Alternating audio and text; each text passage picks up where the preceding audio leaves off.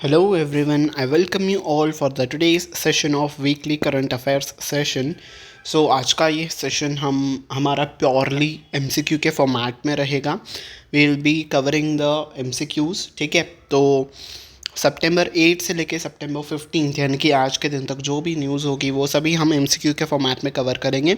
आज के दिन जो भी क्वेश्चंस होंगे हम उनको इन डेप्थ एक्सप्लेनेशन नहीं रखेंगे, बिकॉज ऑलरेडी मैंने आपको सारी की सारी न्यूज़ जो है डेली करंट अफेयर्स सेशन में समझा दी है. तो किसी भी एमसीक्यू में आपको डाउट आता है तो वो आप मुझे कमेंट सेक्शन में पूछ सकते हो, या फिर हमारा डेली करंट अफेयर्स के जो सेशंस आते हैं आप उन्हें रेफ़र कर सकते हो. ठीक है, 31 क्वेश्चंस होंगे और बस अगर हम सपोज़ एक क्वेश्चन को 1 मिनट भी देते हैं तो विद इन 30 मिनट्स आपका पूरे हफ्ते का करंट अफेयर्स रिवाइज हो जाएगा. ठीक है, तो एंड तक बने रहिएगा, बहुत ही अमेजिंग सा ये सेशन होगा.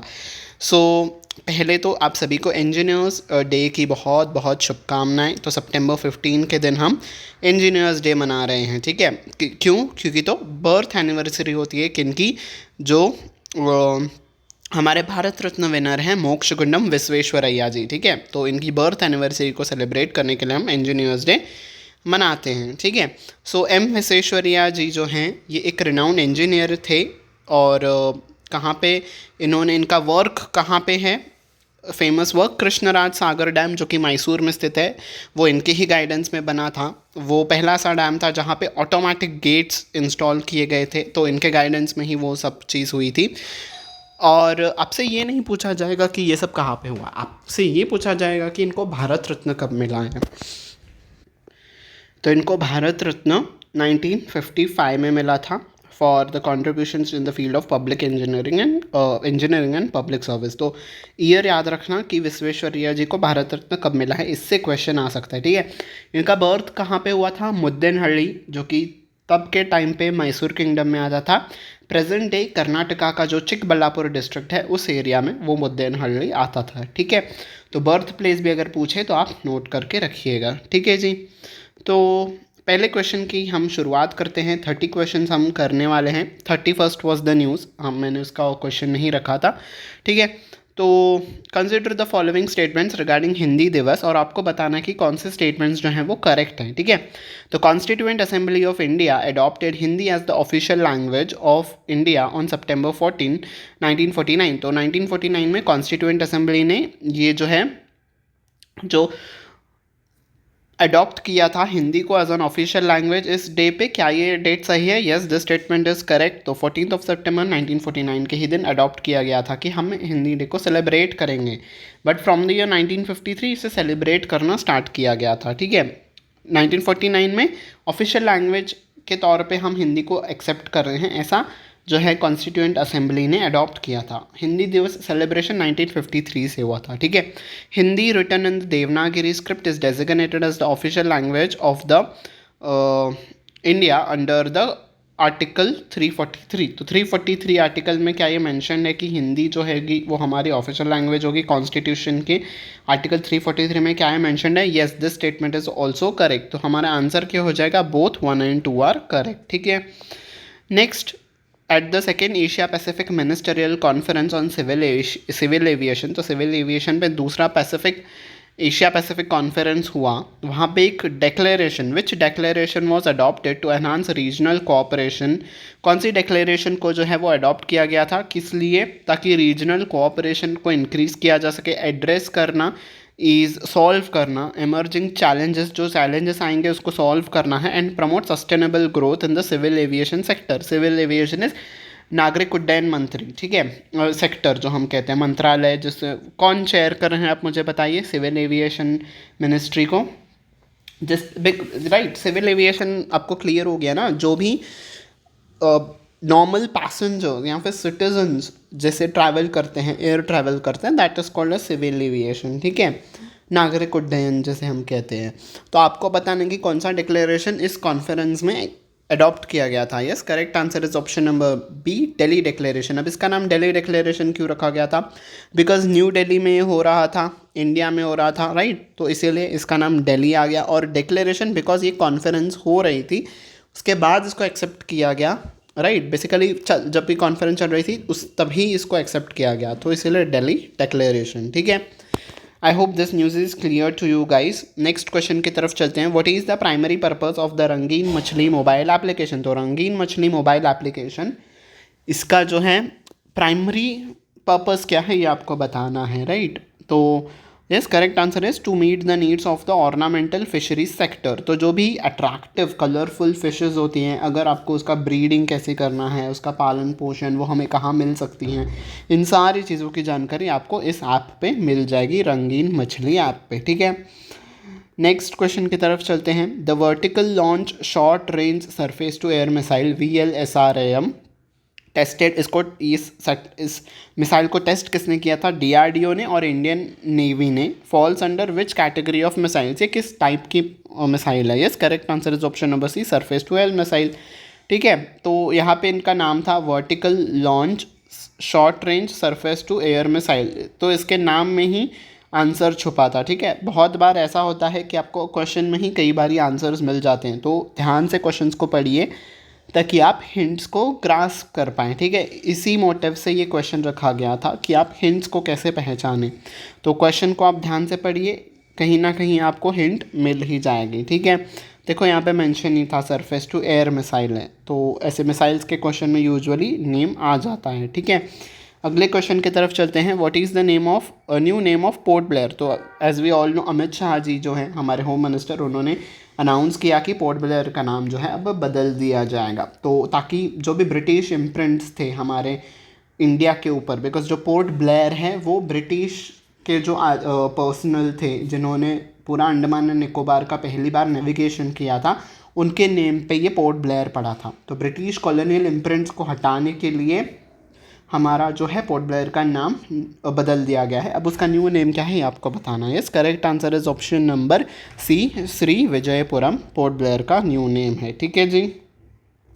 अगले क्वेश्चन की तरफ चलते हैं। आपको प्रधानमंत्री ग्राम सड़क योजना जो 4th फेज़ है उसके रिलेटेड स्टेटमेंट्स पढ़ने हैं और बताना है कि कौन सा स्टेटमेंट करेक्ट है। This scheme has been launched for the financial year 2024 to 25 to 2028 to 29। तो ये जो 4th फेज़ है क्या इस पीरियड के लिए लॉन्च हुआ है?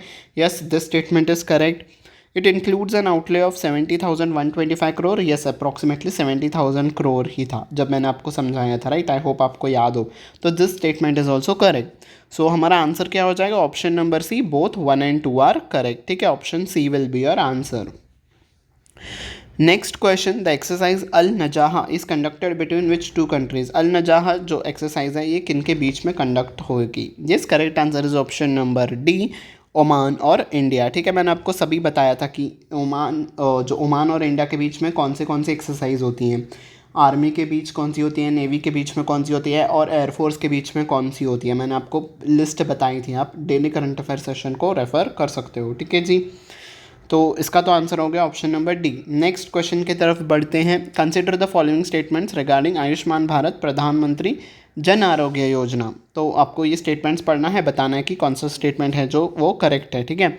तो पहला स्टेटमेंट कहता है all citizens aged 70 and above will receive the health coverage under the scheme regardless of their income. तो उनके इनकम चाहे कुछ भी हो, हर व्यक्ति जो भी 70 ईयर्स से ऊपर है इंडिया में, उनको इस स्कीम में कवर किया जाएगा, उनको अमाउंट मिलेगा, राइट। जो भी अगर सेकेंडरी और टर्शरी केयर का अगर उनका हॉस्पिटलाइजेशन होता है तो उनको 5 लाख रुपीज़ तक का अमाउंट मिलेगा। यस, हमने पढ़ा था, तो this statement is correct. Next, senior citizens covered under PMJAY will receive additional top up cover of 5 lakh per year. उनको एडिशनल 5 लाख दिए जाएंगे, राइट।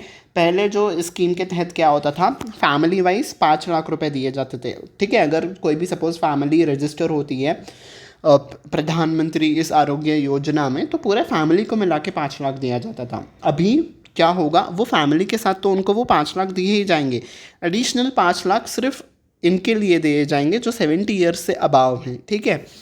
तो अगर किसी फैमिली में 70 ईयर्स के अबाव व्यक्ति हैं और वो रजिस्टर्ड हैं प्रधानमंत्री जन आरोग्य योजना में, तो 5 लाख पूरे फैमिली के लिए प्लस 5 लाख उनको मिलेंगे, तो टोटल 10 लाख रुपीज़ आ जाएगा उस पर्टिकुलर फैमिली के पास, ठीक है। तो दोनों ही स्टेटमेंट करेक्ट है, आंसर हो जाएगा option number C, both 1 and 2 are correct, ठीक है। I hope this news is clear to you. मैं आपको जो भी मेन पॉइंट्स हैं वो भी बताते चल रहा हूँ, ठीक है। Consider the following statements regarding mission मौसम। तो मिशन मौसम को लेकर आपको बताना है कौन से स्टेटमेंट्स जो हैं वो ट्रू है। यहाँ पे आप ध्यान से पढ़िएगा कि कौन सा ट्रू है कि या फॉल्स है, हमें क्या बताना है, ठीक है। यहाँ पे आपको एग्जामिनर कंफ्यूज कर सकता है। पहला स्टेटमेंट क्या कह रहा है, the initiative aims to improve India's weather forecasting and climate science capabilities. ये मिशन इसीलिए लॉन्च किया गया था कि हम जो वेदर फोरकास्टिंग है, मौसम का पूर्वानुमान लगाना और इन सब चीज़ों को और ज़्यादा अच्छा किया जा सके। Yes, this statement is correct. Second statement क्या कह रहा है, the ministry of science and technology will lead the program. इस मिशन को कौन लीड कर रहा है, ministry of science and technology? नहीं, बिकॉज इस प्रोग्राम को कौन लीड कर रहा है, मिनिस्ट्री ऑफ अर्थ साइंसेज। ठीक है, तो ये गलत हो जाएगा। थर्ड क्या कह रहा है statement, mission has budget of 2000 crore for the first 2 years. ठीक है, इस पूरे मिशन का पहले 2 सालों के लिए 2000 करोड़ रुपए का बजट था। This statement is also correct. तो हमारा आंसर क्या हो जाएगा, 1 एंड 3। 1 एंड 3 कहाँ पे है, only statements 1 and 3 are true, यानी कि option number B will be our answer. ठीक है, आपका आंसर हो जाएगा option number B. I hope आपको सारी न्यूज़ अच्छे से समझ आ रही है। ठीक है, अगला question, which ancient sport included as a demonstration event at the 2026 Asian games. तो 2026 एशियन गेम्स में डेमोन्स्ट्रेशन इवेंट के तौर पे कौन से स्पोर्ट को इंक्लूड किया गया है? Yes, correct answer is option number B, yogasana. ठीक है, तो 2026 में जो एशियन गेम्स होंगे एज एन इवेंट के तौर पे योगासना भी किया जाएगा। ठीक है, डेमोन्स्ट्रेशन इवेंट के तौर पे। आरबीएल बैंक यानी कि Ratnakar bank limited has collaborated with which company to introduce extra credit card. इस कार्ड को इंट्रोड्यूस करने के लिए किसके साथ आरबीएल बैंक ने कोलैबोरेट किया था? Yes, correct answer is option number C, Indian oil. ठीक है, ताकि जब भी अगर कोई कस्टमर आरबीएल बैंक का ये कार्ड जो है जब उनको मिल जाएगा तो 5 to 8% का सेविंग्स उनको फ्यूल पे होगा। ठीक है, रत्नाकर बैंक लिमिटेड का हेडक्वार्टर्स कहाँ पे है? मुंबई, महाराष्ट्र में। ठीक है, नेक्स्ट क्वेश्चन की तरफ चलते हैं। Which 2 countries air forces are participating in the bilateral exercise named eastern brigade, जिसका 7th एडिशन चल रहा था। तो ईस्टर्न ब्रिगेड 7th एडिशन जो है वो किन कंट्रीज के बीच में हुआ? Right, correct answer is option number A, Oman and India. Right, अभी हमने पढ़ा ओमान और इंडिया के बीच में अल नजह हो रहा था, वो किस जो है कंटिजेंट के साथ हो रहा था, वो मुझे आप कमेंट सेक्शन में बताना। बिकॉज दिस पर्टिकुलर एक्सरसाइज जो है वो एयरफोर्स पे हो रहा है, इंडिया का एयरफोर्स और ओमान का एयरफोर्स। ठीक है, अल नजह नेवी के साथ होता है या आर्मी के साथ होता है, ये आप मुझे कमेंट सेक्शन में बताना। ठीक है, अगले क्वेश्चन की तरफ चलते हैं। आपको स्टेटमेंट्स पढ़ने हैं एंड बताना है कि कौन सा स्टेटमेंट जो है करेक्ट है। यस, तो India has become the world's second largest market for 5G handsets surpassing US. तो यूएस को सरपास करके इंडिया सेकेंड पोजीशन पे आ गया है in terms of 5G handsets. Yes, the statement is correct. और China remains the largest market for 5G handsets. तो 5G handsets के लिए सबसे ज़्यादा जो बड़ा मार्केट है वो चाइना का है। Yes, this statement is correct. तो हमारा आंसर क्या हो जाएगा, both 1 and 2, option number C. तो फर्स्ट पोजीशन पे है कौन सा, चाइना 5G हैंडसेट्स के कॉन्टेक्स्ट पे। सेकंड पे है इंडिया, थर्ड पे है आपका यूएस। ठीक है, तो 1, 2 एंड 3 तीनों पोजीशंस याद रखना। ठीक है, अगले क्वेश्चन की तरफ चलते हैं। Which ministry confers the national Florence Nightingale award. तो नेशनल फ्लोरेंस नाइटिंगेल अवार्ड कौन सा मंत्रालय देता है? Yes, correct answer is option number B, ministry of health and family welfare. तो ये जो पर्टिकुलर अवार्ड्स है नर्सेस को दिए जाते हैं, जिन्होंने भी नर्सेस ने बहुत सराहनीय काम किया है, उनको सम्मान करने के लिए अवार्ड दिए जाते हैं। ठीक है, इस बार जो है प्रेसिडेंट ने ये अवार्ड्स कॉन्फर किए थे। तो यस, आई होप आपको ये क्वेश्चन भी क्लियर हो चुका है। ठीक है, मैं आपको, आप ऑब्जर्व कर रहे हो, मैं आपको उस क्वेश्चन से रिलेटेड जो भी इंपॉर्टेंट पॉइंट्स हैं वो बताते चल रहा हूँ। तो आप चाहो तो नोट कर सकते हो या फिर याद भी रख सकते हो। ठीक है, next, who is re elected as the chairperson of the parliamentary committee on the official language. तो ऑफिशियल लैंग्वेज पे जो एक पार्लियामेंट्री कमेटी का गठन किया गया था, उस पर कौन फिर से री इलेक्ट हुए? मतलब पहले भी वही व्यक्ति थे, अब फिर से वही री इलेक्ट हुए हैं। Yes, correct answer is option number C, Amit Shah. Amit Shah कौन है? हमारे कंट्री के होम मिनिस्टर। ठीक है, गृह मंत्रालय को ये चेयर करते हैं। ठीक है जी, नेक्स्ट क्वेश्चन की तरफ चलते हैं। What is the primary purpose of the समन्वय प्लेटफॉर्म। तो समन्वय प्लेटफॉर्म का एम या फिर प्राइमरी पर्पस क्या है? Yes, correct answer is option number A, facilitating cyber crime investigation and data sharing. ठीक है, तो साइबर क्राइम से रिलेटेड जो भी डेटा है और बाकी भी अगर डिपार्टमेंट्स को साइबर क्राइम से रिलेटेड अगर कोई डेटा चाहिए तो वो इस प्लेटफॉर्म से एक्सेस कर सकते हैं। ठीक है, यही इसका एम है। तो option number A will be our answer. Next, आपको ये स्टेटमेंट्स पढ़ना है रिगार्डिंग इंटरनेशनल सोलर अलायंस और आपको बताना है कौन से स्टेटमेंट्स हैं करेक्ट हैं, राइट। मैंने स्टेटमेंट बेस्ड भी क्वेश्चंस रखे हैं बिकॉज यूजुअली देखा गया है कि रिसेंट डेज में आपके स्टेटमेंट्स बेस्ड पे क्वेश्चन बहुत पूछे जाते हैं एंड यूपीएससी वालों स्पेशली आपके लिए स्टेटमेंट्स को इंक्लूड किया गया है बिकॉज यूपीएससी में स्टेटमेंट बेस्ड क्वेश्चंस बहुत आते हैं।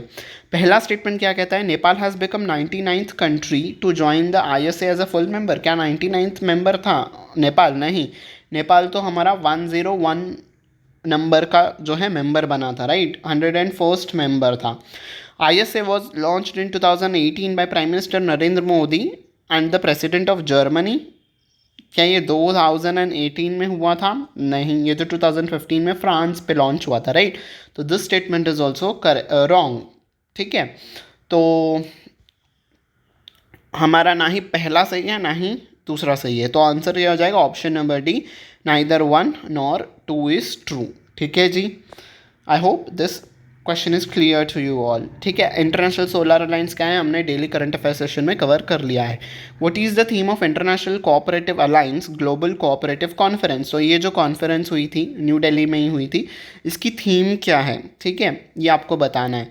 Yes, correct answer is option number B, cooperatives build prosperity for all, ठीक है। ऑप्शन बी हो जाएगा हमारा आंसर। तो ऐसे कॉन्फ्रेंसेस की बेसिकली आपको थीम पूछी जाती है, तो थीम्स आप याद से पढ़िएगा, ठीक है। Okay, next, what is the title of autobiography written by the former union minister Sushil Kumar Shinde. तो सुशील कुमार शिंदे जी की ऑटोबायोग्राफी का टाइटल क्या है? देखो, ऑटोबायोग्राफी क्या होता है, जब एक व्यक्ति खुद अपने ही जीवन के बारे में खुद ही लिखता है, that is called as autobiography, ठीक है। जब कोई हमारे बारे में कोई और व्यक्ति हमारे लाइफ के ऊपर लिखता है तो that is called as biography, ठीक है। आई होप बायोग्राफी और ऑटोबायोग्राफी का डिफरेंस आपको क्लियर है, ठीक है। तो जो सुशील कुमार शिंदे जी हैं, इनकी ऑटोबायोग्राफी का टाइटल क्या है? Yes, correct answer is option number B, 5 decades in politics, ठीक है। ये महाराष्ट्र के प्रोमिनेंट मिनिस्टर रह चुके हैं, ठीक है, पॉलिटिक्स में।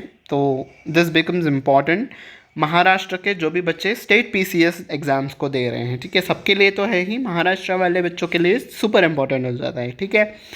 नेक्स्ट क्वेश्चन की तरफ बढ़ते हैं। Identify the names of the 4th and 5th ships in the ASWSWC series. तो इस सीरीज़ में टोटल 8 जो हैं सबमरीन्स दिए जाने थे इंडियन नेवी को। आपको बताना है चौथे और 5वें नंबर की कौन सी है, बिकॉज ये ही अब रिसेंटली जो है दिए गए हैं इंडियन नेवी को, ठीक है। तो yes, correct answer is option number D, INS Malpe और INS मल्की, ठीक है। कहाँ पे ये बिल्ड हुए हैं? कोचिन शिपयार्ड में ये बिल्ड हुए हैं, ठीक है। कोची केरला में जो कोची शिपयार्ड स्थित है वहाँ पे ये बिल्ड हुए हैं, वहीं पे इनका जलावतरण भी किया गया था, ठीक है। I hope this news is clear to you. Next, in which state of India was the new plant species Carycum ugmensis discovered। तो Carycum ugmensis जो एक प्लांट स्पीसीज है वो कहाँ पे डिस्कवर की गई है इंडिया के? Yes, correct answer is option number ए, नागालैंड, ठीक है।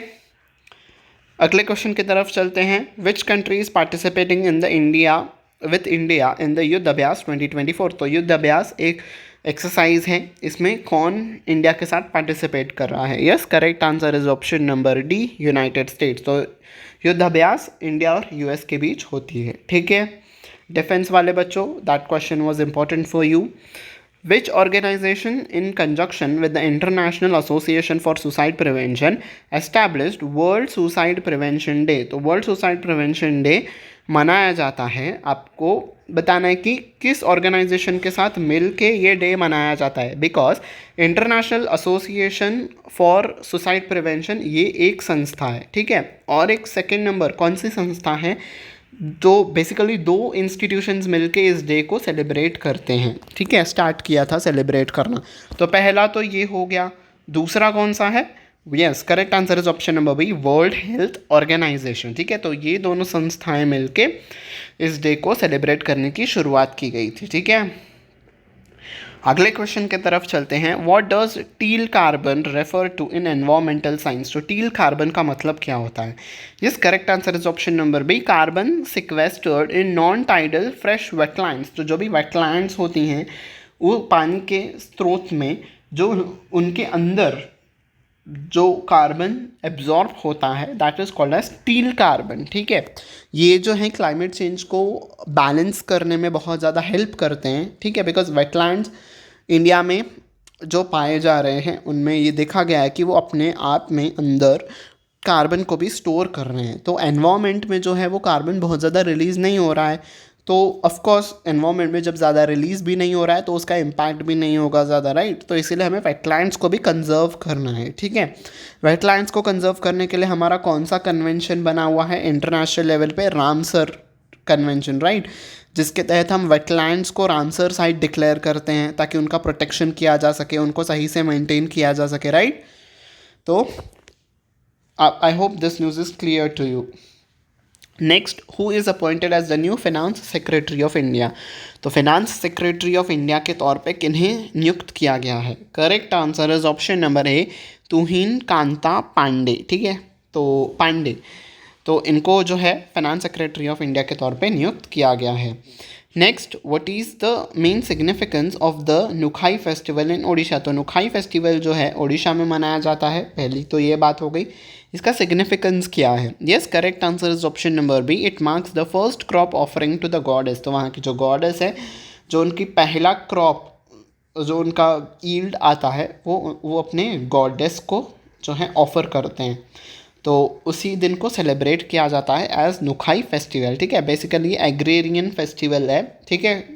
फसल की जो पहली फसल आती है खेत से, वो जो है गॉडेस को ऑफर की जाती है एज अ गेस्चर मोमेंट, ठीक है, थैंकिंग गेस्चर के तौर पे, ठीक है।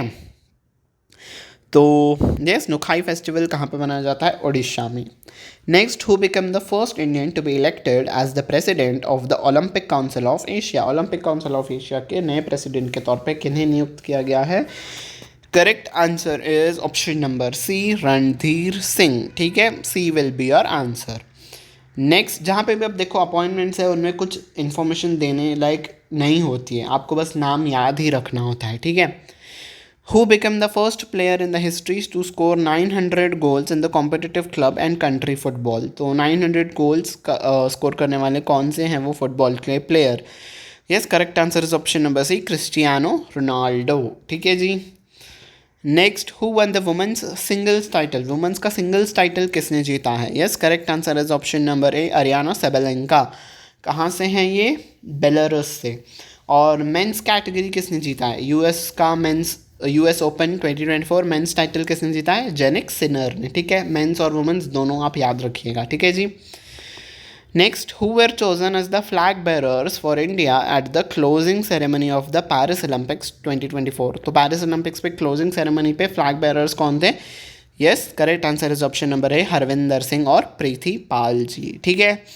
So yes, that was the last question. I hope you have liked this session. If you have liked it, don't forget to hit on the like button. Don't forget to share it with all your friends. चाहे वो कोई भी exams के लिए prepare कर रहे हो, चाहे वो एसएससी हो, यूपीएससी हो, स्टेट पीसीएस हो, बैंकिंग, इंश्योरेंस, रेलवेज, जहाँ पे भी करंट अफेयर्स आएगा उनके लिए सेशन बहुत ही हेल्पफुल प्रूव होगा, ठीक है।